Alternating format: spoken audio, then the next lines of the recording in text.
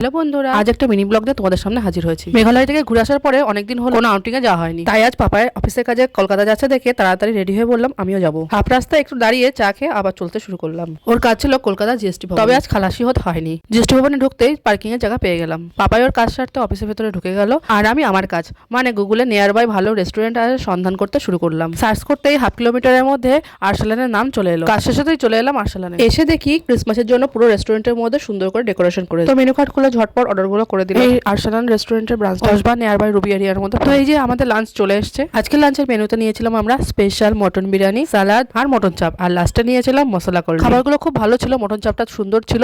তবে আমার এতগুলো বিরিয়ানি রেস্টুরেন্টের মধ্যে সব থেকে বেস্ট লেগেছে করিমস, সেকেন্ডে আমিনিয়া, আর থার্ড হচ্ছে আরসালান, অবশেষে দাদা বৌদি ব্যারাক। খাওয়া শেষে সুন্দর গোলাপ জলে লেবু জলে হাত ধুয়ে নিলাম, আসলো মশলা কোল্ড ড্রিঙ্কস। তো খাওয়া দাওয়া শেষ করে রাস্তাতে আইসক্রিম না খেলে ভালো লাগে না। চলে আসলাম অরুণের আইসক্রিম পার্লারে, একটা চকোবার নিলাম, তারপর আইটিসি রয়্যাল বেঙ্গল পার করে চললাম বাড়ির পথে।